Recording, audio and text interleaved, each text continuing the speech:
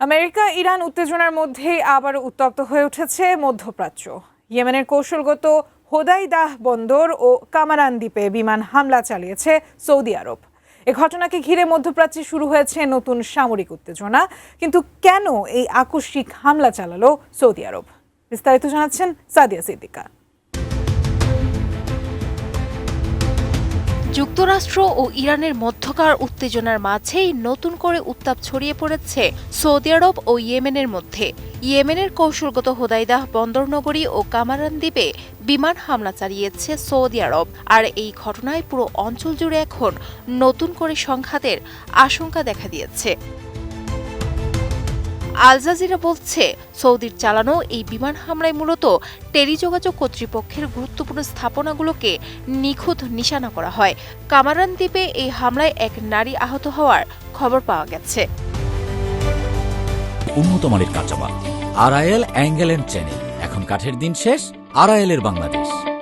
বিশ্লেষকদের একাংশ বলছেন, এই ঘটনার পেছনে রয়েছে এক দীর্ঘ ও জটিল প্রেক্ষাপট। হোদাইদাহ বন্দরটি কেবল একটি সাধারণ বন্দর নয়, এটি হুতি নিয়ন্ত্রিত উত্তর ইয়েমেনের বেঁচে থাকার একমাত্র প্রধান লাইফলাইন।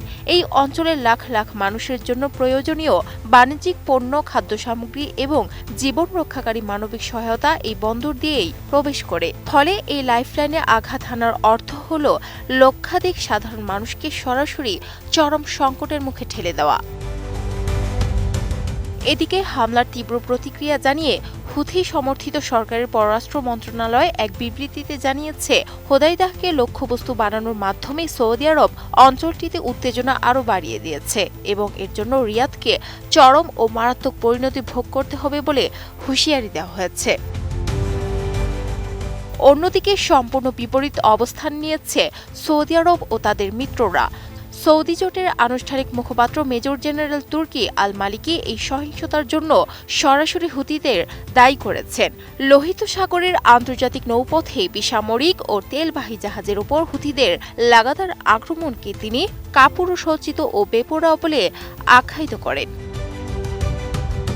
এই ঘটনার সূচনা হয়েছিল আগের বুধবারে, যখন হুথিরা লোহিত সাগরে কয়েকটি সৌদি তেলবাহী ট্যাঙ্কারকে লক্ষ্য করে হামলা চালায়। এই হামলায় অন্তত একটি ট্যাঙ্কার মারাত্মকভাবে ক্ষতিগ্রস্ত হয়। মূলত গত ২০ জুলাই সানার আন্তর্জাতিক বিমানবন্দরে সৌদি জোটের হামলার পর থেকেই ক্ষিপ্ত হুথিরা লোহিত সাগরের ওই গুরুত্বপূর্ণ নৌপথে কঠোর অবরোধ আরোপ করেছিল। এদিকে হুথিদের সামরিক মুখপাত্র ইয়াহিয়া সারি এক ঘোষণা দিয়ে জানিয়েছেন, ২০২২ সালে অনানুষ্ঠানিক যুদ্ধবিরতি কার্যকর হওয়ার পর থেকে উভয় পক্ষ যে শান্তি বজায় রেখে চলেছিল, এই হামলার মধ্য দিয়ে তার চিরতরে করুণ অবসান ঘটল। Sadia Siddika, ATN news.